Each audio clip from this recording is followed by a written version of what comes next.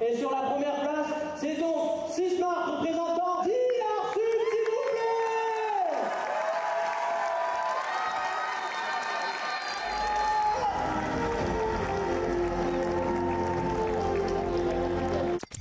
Attendez, il vient de se passer quoi là? On peut rembobiner s'il vous plaît? Ah voilà, merci.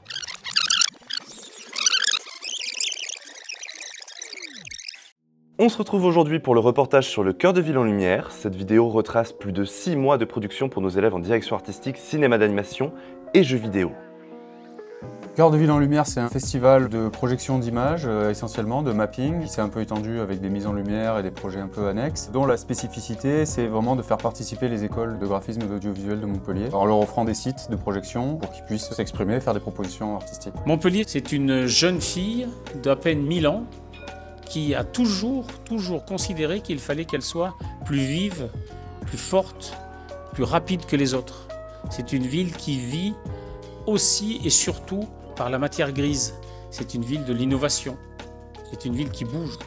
Ça, c'est Montpellier. Finalement, comment mettre en valeur plusieurs choses? C'est une équation. L'équation, c'est le patrimoine. Nous avons un très beau patrimoine dans cette ville, en centre-ville. Deuxièmement, nous avons ici des écoles et des entreprises qui ont un savoir-faire. Ce sont des écoles déjà renommées sur le marché et des entreprises qui sont performantes sur le marché.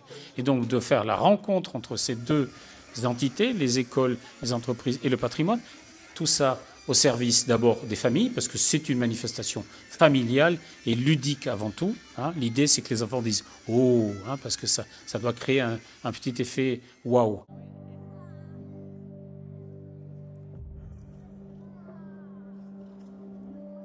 Et ensuite, c'est de l'attractivité pour le centre-ville, puisqu'avec 420, 430, 450, presque un demi-million de visiteurs, c'est de l'attractivité pour le centre-ville.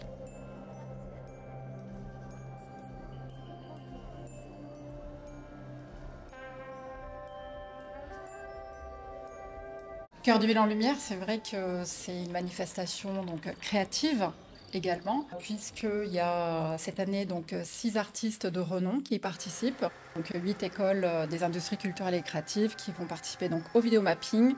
Il va y avoir aussi de la mise en lumière et de jeux vidéo à la Game Zone.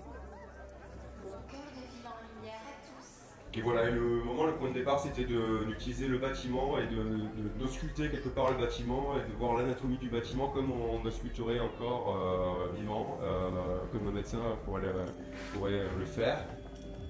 Voilà, c'était notre manière de traiter le sujet en essayant de rester sur quelque chose de très sensoriel, sans être didactique. On a pris le parti de ne pas traiter ça de manière historique ou didactique, d'expliquer l'histoire de la médecine, mais vraiment d'essayer d'incarner ça à travers le bâtiment.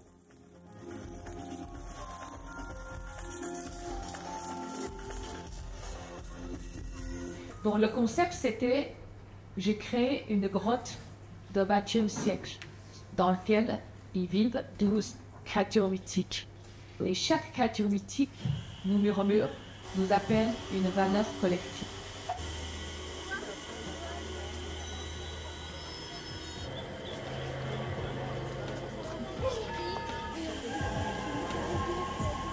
Nous, IDCN, on est chargé de faire la médiation et le suivi des projets étudiants. On donne un cadre technique et on suit les projets sur tout ce qui est spécifique au vidéomapping. Sur la partie mapping, moi je trouve qu'il y a un intérêt déjà pédagogique parce que ça propose aux étudiants de travailler sur un format sur lequel ils n'ont pas forcément l'habitude de travailler, avec une grosse visibilité parce que c'est un événement important avec beaucoup de fréquentation. L'intervention des directeurs artistiques dans le projet Cœur de ville en lumière est intéressant parce qu'on avait un thème imposé, la mondialisation de Montpellier, les musiques du monde et en fait comment c'était le rayonnement de Montpellier. On a pu imaginer tout un scénario derrière et qu'on a pu concrétiser grâce aux animations aussi et grâce à nous, on a fait un bon travail en vrai en collaboration. Cette année, on prépare plein de surprises. On va voyager à travers le monde grâce aux villes jumelées. On avait Kos, Rio et Chengdu.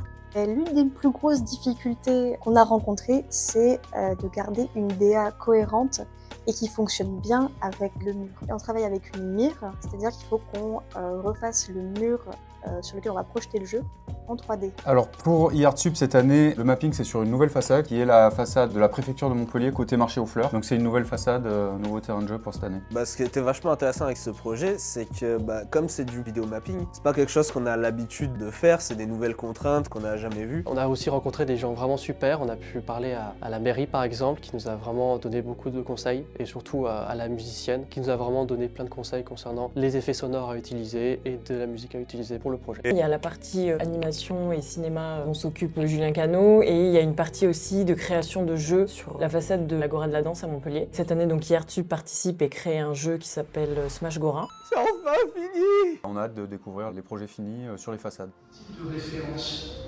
c'est-à-dire ils ont participé à un projet qui est vu par 500 000 personnes. Vous voyez, donc ça, nous on est très heureux de ce partenariat parce qu'il donne de la force aux écoles qui sont implantées sur le territoire, il donne une expérience, même si ça challenge beaucoup par rapport à la rentrée évidemment, mais voilà, elles donnent de la force et elles mettent en visibilité cet écosystème formidable qui est en plein essor des industries culturelles et créatives. Nous ne sommes plus qu'à quelques jours du Cœur de Ville en Lumière, l'occasion pour les institutions, les écoles et les médias de pouvoir échanger sur le programme de cette année. À cette occasion, nos élèves ont d'ailleurs pu être interviewés par Radio Campus Montpellier. Il y a une compétition qui s'organise pendant Cœur de Ville en Lumière, une compétition qui affronte toutes les écoles participantes au projet Cœur de Ville. Il y a certaines phases qui sont sur des anciens projets et la finale se jouera sur un projet qui sera élu par le public cette année. C'est beau quand même ce qui s'est passé, ils n'avaient aucun droit de gagner. J'ai vu l'entraînement qu'ils avaient fait, c'est-à-dire quasiment rien. Les voir déjà passer la phase de qualification, c'était absolument hype. Je ne pouvais pas en croire mes yeux.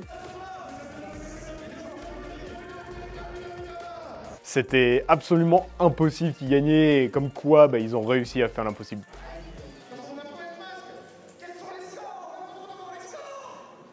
Bon, c'était facile. On est super fiers d'eux, deux élèves d'eArtSup sur le podium. Arthur qui a gagné, mais c'est complètement dingue. J'étais très gêné d'être sur le podium parce que je suis pas habitué à être devant beaucoup de monde.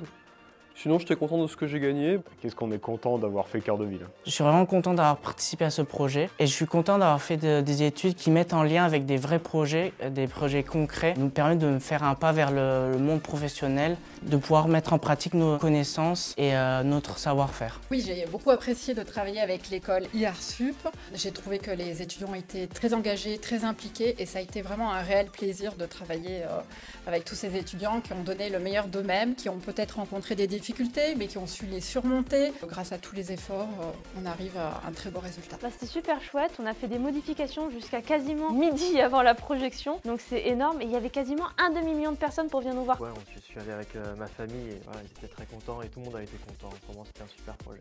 Ça m'a fait bizarre de voir autant de gens, autant de foule voir notre projet. La réaction des enfants quand ils ont vu les oiseaux, les poissons, les dragons, c'était trop mignon. Le dragon, ça a fait peut-être peur à certains, mais c'était quand même très drôle de voir leur réaction. Il y avait plein de gens qui avaient des commentaires un peu sympas quand ça passait, genre « Oh, j'aime bien ça, etc. » Et sinon, non, premier projet avec autant d'ampleur, on a eu que des bons retours. Quand le projet a été fini, il a fallu trouver un nouveau sens à nos vies. C'était pas facile.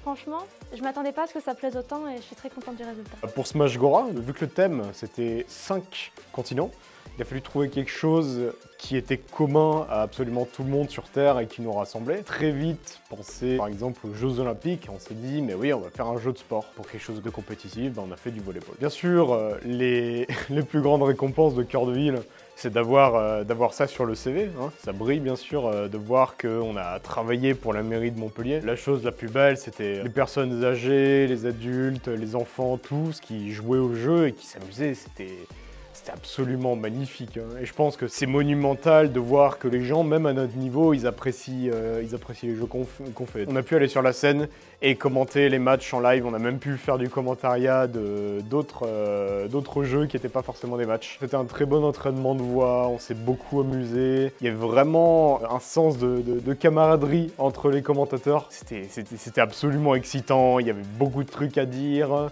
Il y avait beaucoup de choses drôles à faire, donc on s'est vraiment amusé. C'est vraiment une occasion de ouf que je referai n'importe quand. C'était absolument un moment communautaire qui rapproche les écoles, peu importe l'année, peu importe notre expérience.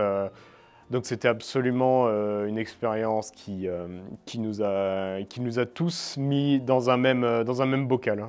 Cette édition de Cœur de Ville en Lumière est désormais terminée, mais on se retrouve l'année prochaine pour découvrir de nouveaux travaux étudiants toujours plus fantastiques, et une ville de Montpellier dont le rayonnement est chaque année un peu plus spectaculaire encore.